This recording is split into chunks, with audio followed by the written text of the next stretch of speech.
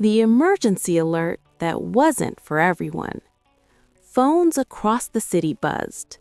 Emergency alert. If you hear knocking, do not answer. 10 seconds later, someone knocked on Sarah's door. Then her phone buzzed again. New alert. You weren't supposed to get this. Want more stories? Do subscribe.